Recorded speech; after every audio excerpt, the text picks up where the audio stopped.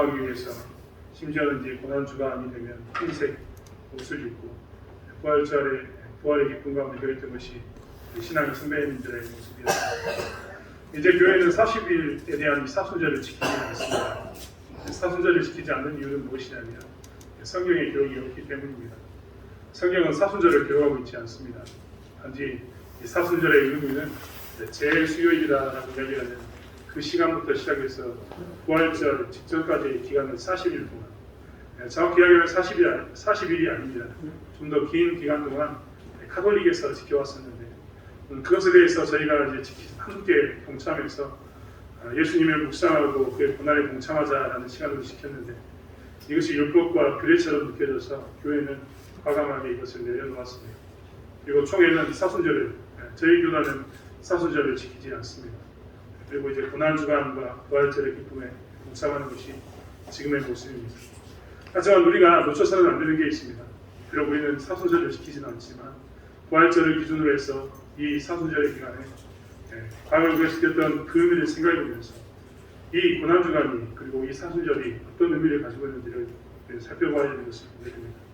그리고 그 의미에 대해서 하나씩 의미를 찾고 우리가 지킬 것을 지키고 버릴 것을 버리는 은혜의 가운데 서야 되는 줄 믿습니다.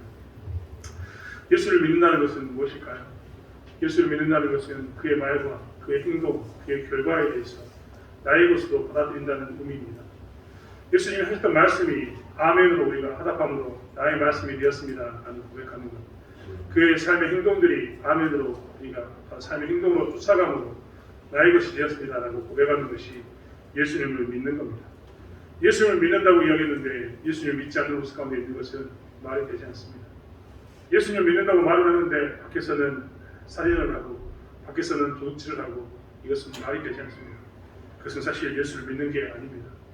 예수를 믿는다는 것은 예수님이 가르쳤던 말씀을 나의 삶의 기준으로 삼고 그의 행동을 나의 삶의 기준으로 삼는 것이 예수를 믿는 것입니다. 그런데 예수를 믿다 보면 우리도 모르는 사이에 우리가 사순절을 폐지하고 그 의미가 무엇인가 다시 한번 살펴보자 라고 이야기했던 것처럼 하다 보면 우리도 모르는 사이에 형식만 배워가지고 왜 했는가를 놓쳐버릴 때가 정말 많습니다.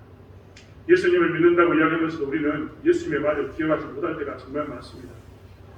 왜 예수를 믿는다고 하면서 우리는 예배를 드릴까요? 왜 예수를 믿는다고 하면서 우리는 기도를 할까요? 왜 예수를 믿는다고 하면서 우리는 찬양을 할까요?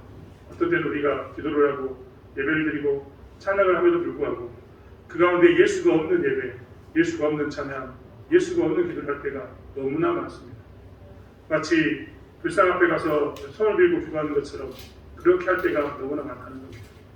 그렇기 때문에 이러한 데일수록 우리는 더욱더 무엇을 기억해야 되느냐, 예수님이 무엇을 강조했는가, 무슨 말씀을 하셨는가, 무엇을 향해 살았는가를 우리는 살펴봐야 되는 것을 보게 됩니다. 오늘 우리는 그렇기 때문에 예수님이 했던 말씀을 다시 한번 되새기고자 합니다. 예수님이 어떤 말씀을 하셨을까라고 생각하면 대부분 사람들은 먼저 마태복음 5장에 있는 산상수훈, 팔복을 이야기할 겁니다. 심령이 가난한 자는 복이 있다라고 시작하는 이 팔복은 이제 교회 다니는 사람뿐만 아니라 교회 밖에 있는 사람도 다 압니다.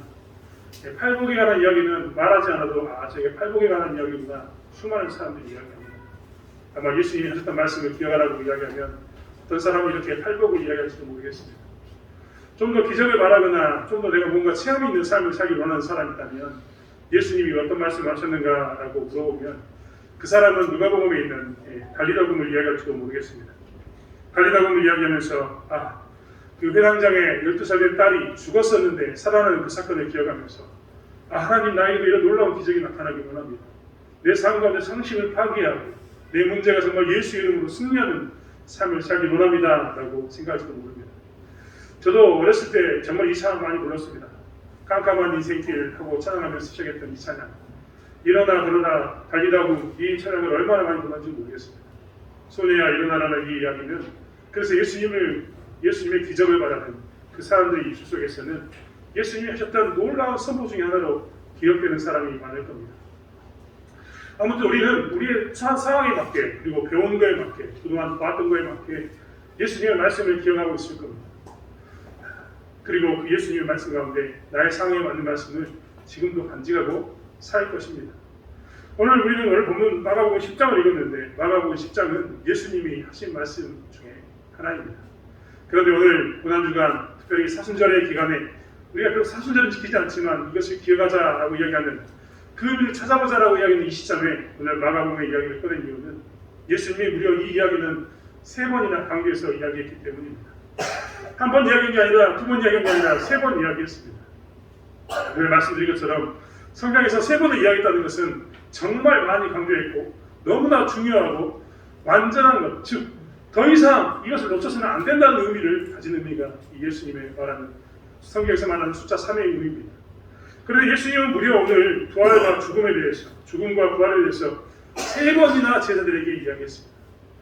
그렇지, 예수님은 이 3번이나 되는 이 죽음과 부활에 대해서 왜 이야기했습니까? 우리는 오늘 그 말씀을 좀 찾아가 보았으면 좋겠습니다. 오늘 예수님이 3번이나 강조했던 말씀 첫 번째는 우리는 비록 지금 3번째를 읽고 있지만 예수님이 처음으로 이 죽음과 부활에 관한 이야기를 한 것은 마가복음 8장에 있는 부분입니다. 마가복음 8장 31절의 말씀에 보면 이렇게 기록이 되어 있습니다. 인자가 많은 고난을 받고 장로들과 대제사장들과 서기관들에게 버림받아 죽임을 당하고 사흘 만에 살아나야 할 것을 비로소 그들에게 가르치시되 드러내놓고 이 말씀을 하시니라고 기록하고 있습니다. 예수님은 이제 제자들과 함께 동행하는 삶을 살다가 무엇을 했느냐? 그들과 동고동락을 했지만 말할 수 없는 것이 있었다는 겁니다. 지금 이야기하면 이 사람들이 이해하지 못하고 지금 이해하면 이 사람들이 실족할 것 같았고 지금은 시기가 아닌 것처럼 보여서 제자들에게 함께 있지만 이야기하지 않았습니다. 하지만 이제 오늘 드디어 이야기를 했습니다. 성경도 그렇기 때문에 비로소 이야기를 했다라고 표현하고 있습니다. 비로소 그들에게 가르치셨습니다. 그 비로소 하신 게 무엇이냐면 좀 전에 이야기했던 이 인자가 많은 고난을 받고 죽는 것 그리고 다시 사흘 만에 살아나는 것을 그들에게 가르쳤습니다. 비로소 가르쳤지만 예수님은 조용히 소곤소곤 비밀스럽게 가르친 게 아닙니다. 오늘 32절에 익숙한 것처럼 드러내놓고 이 말씀을 하셨습니다. 드러내놨다 이 말을 우리는 생각해 보아야 합니다. 우리는 이 드러냈단 말의 의미에 대해서 다시 한번 생각했는데 이 드러냈다 말은 노골적으로 표현했다라는 말이 됩니다. 노골적이라는 말이 무엇이냐면 내 살을 뒤집고 뼈를 보여주면서 한 이야기가 노골적인 이야기입니다. 예수님은 자기 있는 속에 있는 이야기를 아예 대놓고 아예 속에 있는 것을 끄집어내어서 보여준 겁니다. 뼈를 보여주는 것처럼 이 노골적으로 그 제자들에게 이야기에 대해서 설명을 했습니다. 그런데 이 제자들의 반응이 좀 다릅니다. 오늘 32절의 말씀은 이 이야기를 들었던 이 제자 중에 베드로는 예수를 붙들고 항변했다라고 이야기합니다. 예수를 붙들고 항변했다 이 말은 그냥 화를 냈다는 이야기가 아닙니다. 마치 우리가 서로 싸우다가 한 사람이 돌아서면 팔을 잡거나 어깨를 잡으면서 그러지 말란 말이야 하고 잡아당겼던 것처럼 예수를 붙잡았습니다. 그리고 그에게 뭐라고 했냐면 항변했습니다. 강하게 이야기한 겁니다. 강하게 저항하면서 그 일은 안 된다고 이야기하는 게 항변입니다. 예수님을 붙잡고 강하게 항변했습니다. 이 사건에 대해서 예수님은 이야기합니다. 사단아 내 뒤로 물러가라. 내가 하나님 일을 생각하지 아니하고 드디어 사람의 일을 생각하는구나 라고 이야기합니다. 예수님은 왜 이렇게 표현하셨을까요? 베드로는 왜 이렇게 강하게 항변하면서 이야기했고 예수님은 또 왜 사단이라고 표현하면서 제자를 이렇게 표현했을까요? 사실 이 일이 있기만 해도 분위기는 굉장히 좋았습니다. 말씀에 보면 오늘 8장 27절부터 28절의 말씀에 보면 예수님이 묻습니다. 너희들은 나를 누구라고 이야기하느냐? 사람들은 누구라고 이야기하는데 너희들은 나를 누구라고 이야기하느냐? 라고 묻습니다. 이에 대해서 베드로는 주는 그리스도이십니다 라고 이야기합니다. 주는 그리스도시여 살아계신 하나님의 아들이라고 다른 본문은 이야기하고 있는데 주는 그리스도이신 것을 선포합니다. 예수님도 이것에 대해서 이것은 사람이 이야기한 게 아니라 하나님이 이야기하셨다라고 칭찬하십니다. 그런데 갑자기 분위기가 돌변했습니다. 분위기가 바뀌어서 뭐라고 이야기하냐면 고난과 부활을 이야기하고 난 후에 분위기는 완전히 바뀌었습니다. 베드로는 예수를 붙들고 강하게 항변하면서 저항하면서 이야기를 했고 예수님은 그 베드로에게 사단아 물러가라고 이야기하는 그 어색한 분위기 정말 냉랭한 분위기가 되어버렸습니다. 죽음과 부활에 대해서 이야기했는데 왜 이런 결과가 되었을까요?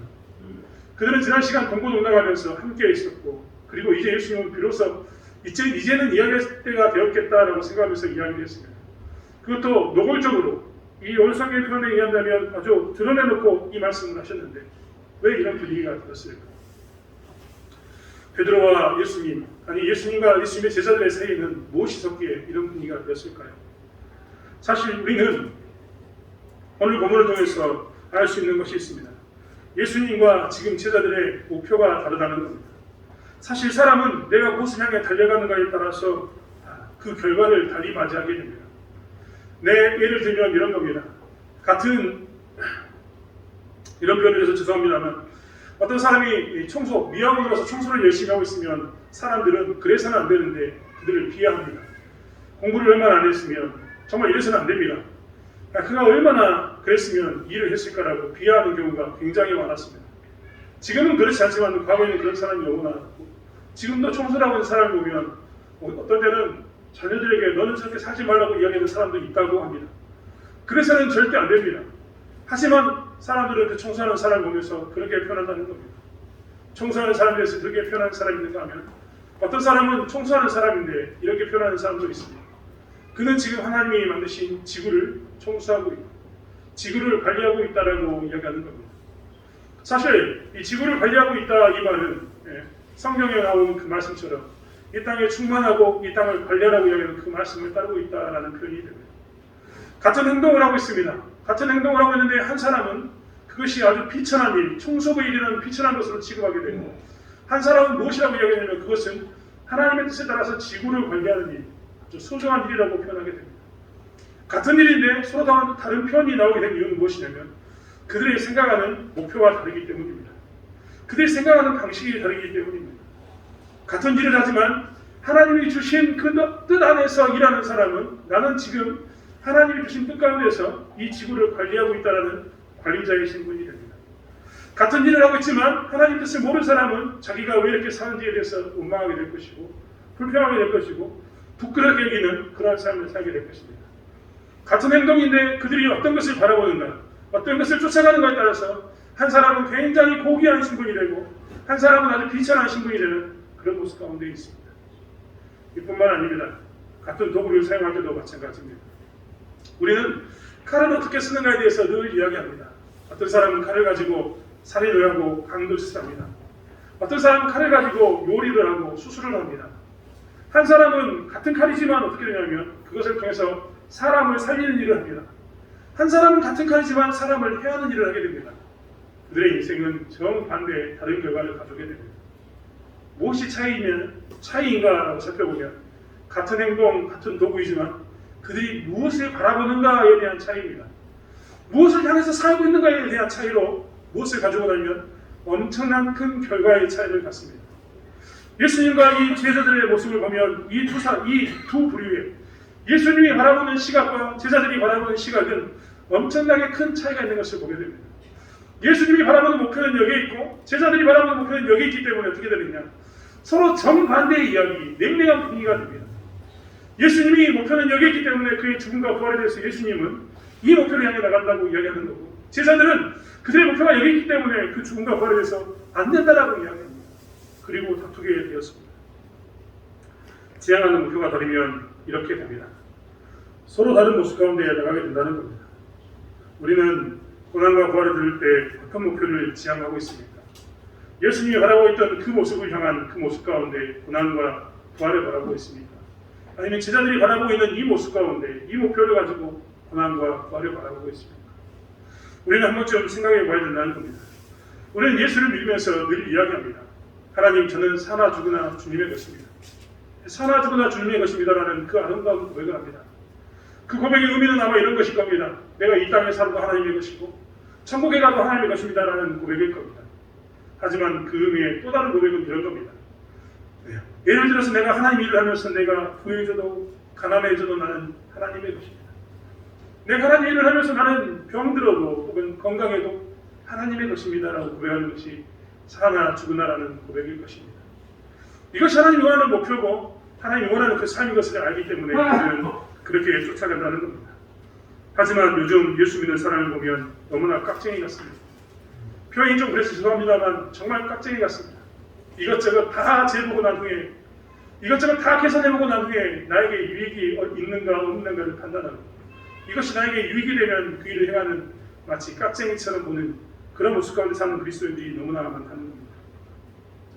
먼저 그의 나라와 의를 구하는 삶을 이 땅에 있는 사람들도 그리스도인들도 삽니다.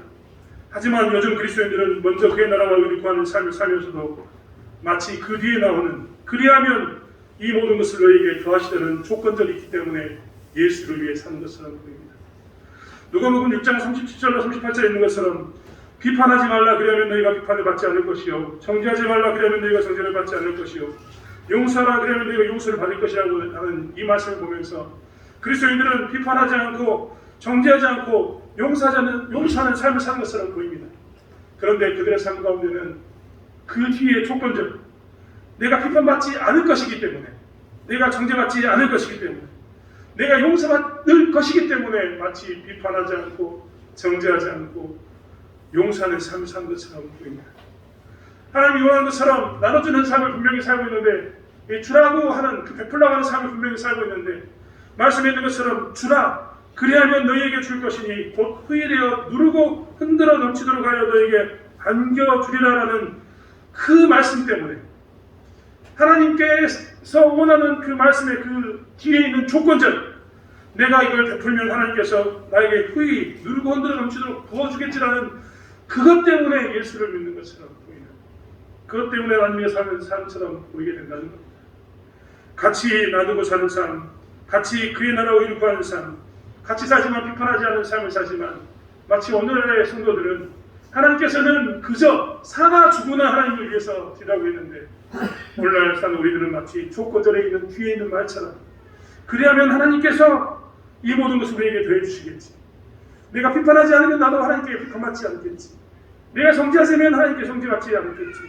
내가 용서해주면 하나님께 용서를 받겠지.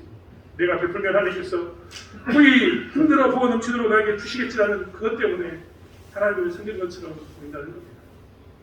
우리는 오늘 예수님의 삶의 목표를 보고 있습니다. 예수님의 삶의 목표는 하나님께서 원하는 삶, 사나 죽으나 주님 위해 사는 삶, 그리고 기꺼이 자기의 목숨을 내어놓는 삶을 향해 나가고 있습니다. 그의 고난과 죽음, 부활에 대해서 예수님은 그것을 말씀하고 계시는 겁니다. 하지만 제자들은 그것을 바라보지 못합니다. 그렇기 때문에 다툼이 생겼고 분쟁이 생겼고 서운함이 생겼습니다.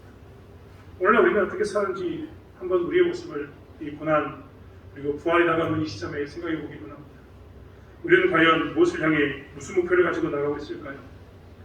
삶의 목표를 어떻게 세우고 있을까요? 나는 예수를 위해서 진정한 자유를 누리고 있는 것일까요? 아니면 하나님이 주신다고 했던 그 조건들 나에게 주시겠지, 나에게 흔들어 부어 넘치도록 해주시겠지, 용서해 주시겠지라는 그 조건 때문에 하나님을 믿는지 다시 한번 살펴보기를 원합니다. 그리고 다시 한번 우리의 목표를 더 이상 내가 이렇게 하면 하나님께서 이렇게 해주시겠지라는 것에 이것을 벗어나서 하나님을 위해서 나아가는 삶, 하나님의 뜻이라는 쫓아가는 삶을 살아가는 그 길이 고난의 길이어도 그 길을 갈 수 있는 삶을 살아가는 저와 여러분이 되기를 원합니다. 두 번째 보내가는 이야기를 하는 것은 마가복음 9장 30절과 32절의 말씀에 나와 있습니다. 마가복음 9장 30절과 32절의 말씀은 어떻게 나왔느냐? 마가복음 9장 30절과 32절의 말씀은 이렇습니다. 그곳을 떠나 갈릴리 가운데로 지나시되 예수께서 아무에게도 알리고자 아니하시니 이는 제자들을 가르치시며 또 인자가 사람의 손에 넘겨져 죽임을 당하고 죽은 지 3일 만에 살아나리라 하는 것을 말씀하시기 때문이다. 그러나 제자들은 이 말씀을 깨닫지도 못하고 묻기도 두려워하더라. 이제 예수님은 두 번째 이야기하실 때는 사람들을 물리셨습니다. 사람들을 물리셨다는 이야기는 이 이야기에 대해서 강조하기 위해서 제자들에게만 이야기하기 위해서 제자들을 남기고 다른 사람은 다 물리시게 하신 겁니다. 그리고 다시 한번 두 번째로 그 이야기를 했습니다. 그 이야기를 들었던 제자들의 모습은 어떻냐면 깨닫지도 못하고 묻기도 두려워합니다. 왜 묻기까지 두려워했는지는 모릅니다만 내가 생각해보면 베드로가 사단아라는 소리를 들었던 그것을 기억하면 제자들은 아마도 이해하지 못하면서도 아마 묻지 않았던 것 같습니다. 아무튼 이렇게 예수님께서 사람들을 다 물리시고 난 다음에 다시 한번 강조하기 위해서 너희들은 이 말씀을 꼭 기억해야 된다라고, 저 사람들 때문에 너희들이 이 말씀 된 것을 놓쳐서는 절대 안 된다라고 이야기하면서 이 말씀을, 이 고난과 죽음, 부활에 관한 말씀을 다시 한번 이야기했습니다. 그런데 제자들은 이 말씀을 또 놓칩니다. 예수님은 그렇게 사람을 떠나며 보내면서까지 말씀을 가르쳤는데 33절의 말씀에 오면 예수님이 이렇게 묻습니다. 너희가 그래서 서로 토론하는 것이 무엇이냐? 즉 예수님이 고난과 죽음과 부활에 대해서 이야기할 때 그들은 예수님 이야기를 한쪽 귀로 들으면서 한쪽 귀에서는 뭘 이야기했냐면 다른 것을 이야기하고 있었다는 겁니다. 다른 것을 논하고 있었습니다. 그 다른 것이 무엇이냐면 누가 크냐에 관한 이야기입니다. 누가 크냐는 누가 키가 크다는 이야기가 아니라 누가 가장 위대하냐, 누가 가장 존경받을 만하냐, 누가 가장 가치 있는 삶을 사느냐, 누가 가장 우리 가운데 정말 제일 존귀한 삶을, 인정받을 만한 삶을 살고 있느냐에 관한 이야기입니다. 예수님이 고난과 죽음과 부활을 이야기할 때 그들은 예수님의 이야기를 이해하지 못하면서도, 묻지도 않으면서도 한편에서는 그저 어떻게 하면 사람들에게 인정받을까, 어떻게 하면 사람들에게 높은 자가 될까에 대한 이야기를 나누고 있었다는 겁니다. 우리는 오늘 가치 있는 삶에 대해서 이야기하면서 한 가지 구분해야 될 게 있습니다. 가치 있는 삶이라는 것은 설득력 있는 삶이 절대 아닙니다. 설득력 있는 삶이라고 표현했던 것은 설득해서 내가 그 말을 함으로 해서 두 사람이 나를 인정해줘서, 예를 들면 그런 건 아닙니까? 12제자가 서로 이야기하면서 내 이야기를 했더니 11명의 제자가 그래 네가 제일 크다 라고 이야기를 그들은 듣고 싶었을 겁니다. 이것이 무엇이냐면 설득력 있는 삶입니다. 사람들에게 인정받는 삶입니다. 그렇게 사람들에게 인정받고 더 많은 사람들이 그게 좀 더 합리적이야, 그게 좀 더 논리적이야, 그게 좀 더 이성적이야 라고 이야기하면, 그리고 나를 지지해주면 그것이 우리는 가치 있는 삶이라고 생각할 때가 많습니다. 하지만 그것은 가치 있는 삶이 아닙니다. 설득력 있는 삶과 가치 있는 삶은 차이가 있습니다. 여러분, 우리는 누가복음 15장에서 양 100마리에 관한 비유를 들었습니다. 예수님께서는 양 100마리에 관한 이야기를 하고 있습니다. 99마리 양이 남아있고 한 마리에 잃어버린 양이 있습니다. 목자는 어떻게 해야 할까요? 99마리를 놓고 한 마리를 찾아가야 할까요? 사실 이것은 예수님이 묻는 질문이기도 하지만 사실 이것은 오늘날 현대를 살아가고 있는 공리주의자들이 말하는 말이기도 합니다.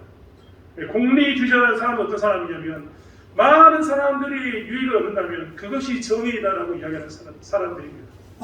그들은 이렇게 이야기합니다.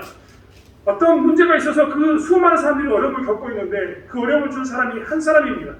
그럼 이 한 사람을 죽이는 게 옳은 일일까요? 잘못된 일일까요?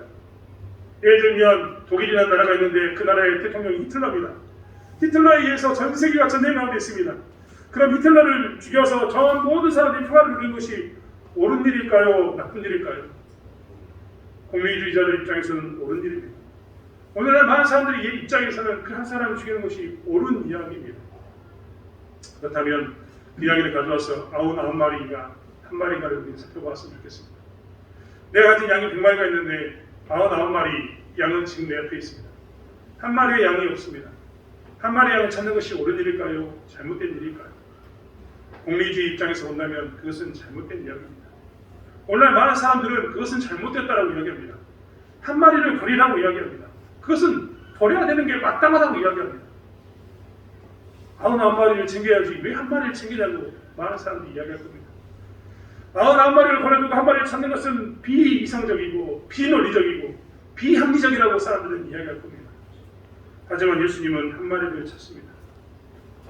예수님 입장에서는 양 99마리, 양 한 마리의 소유의 개념이 아니었기 때문입니다.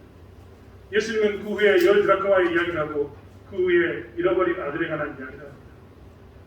사람들은 양 99마리, 양 한 마리, 즉 양의 개념으로 보고 있지만 예수님은 양 99마리를 통해서 무엇을 이야기하냐면 그게 네 아들이라면, 잃어버린 한 마리가 네 아들이라면 너는 어떻게 하겠느냐라는 것을 묻습니다.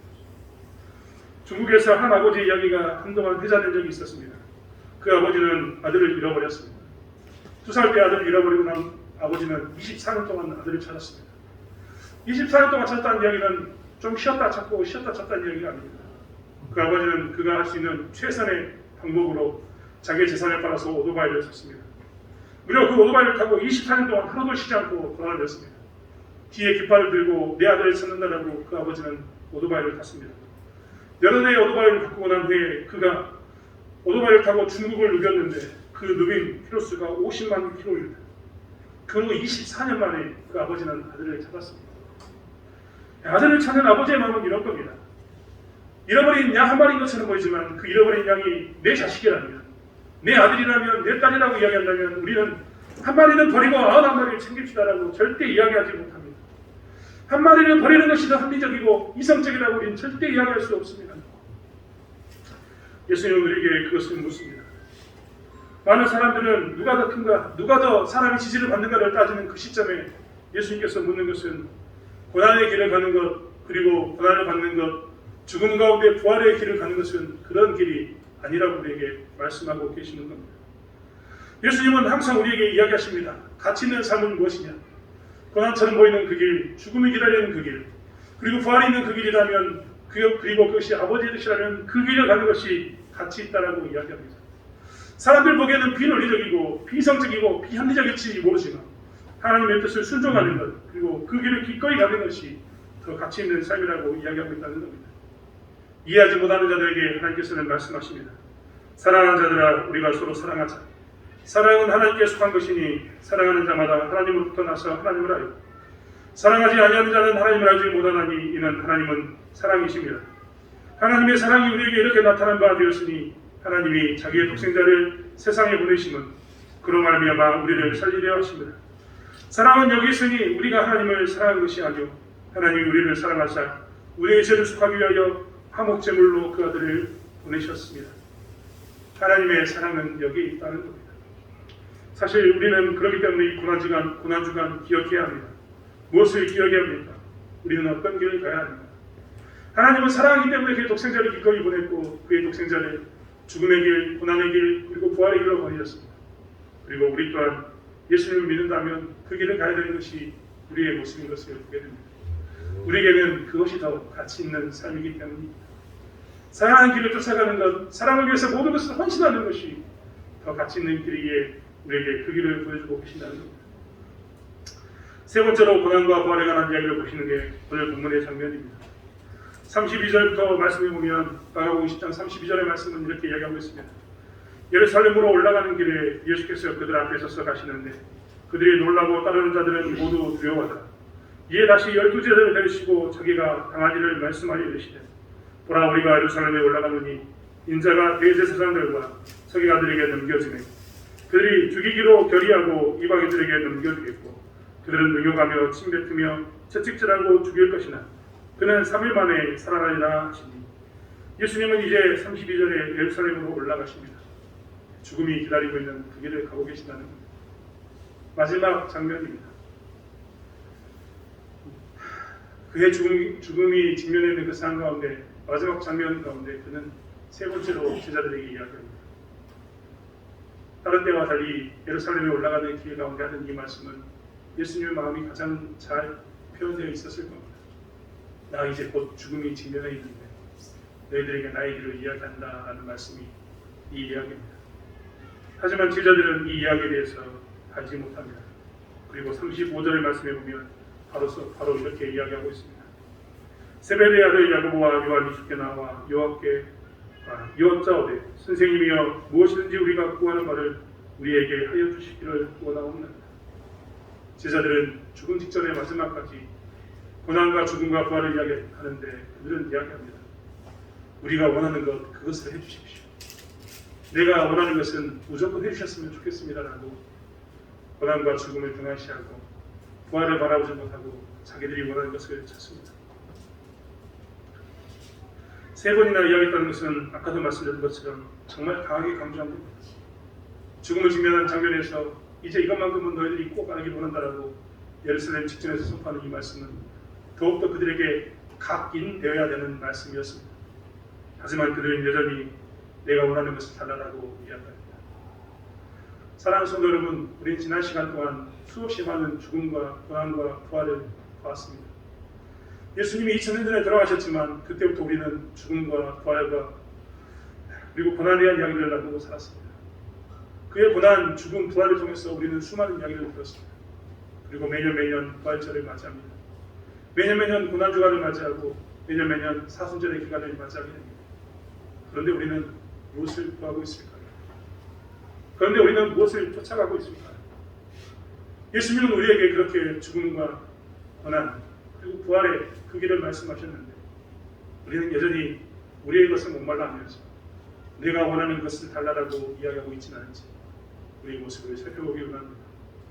그리고 적어도 이 고난주간만큼은 우리가 다시 한번 하나님께서 그렇게 강조하시고 또 강조하시고 그 고난과 그 부활에 대해서 묵상을 하시고 다시 한번 내가 예수 믿으면서 받는 이 고난은 무엇이며 내가 예수 믿고 예수 믿으면서 받는 이 죽음은 나에게 무슨 의미이며 그리고 죽음을 끝나는 것이 아니라 나에게 새로운 부활이 있음을 기억하며 하나님 뜻 가운데 순종하는 삶을 살아가는 저와 여러분이 되길 원합니다.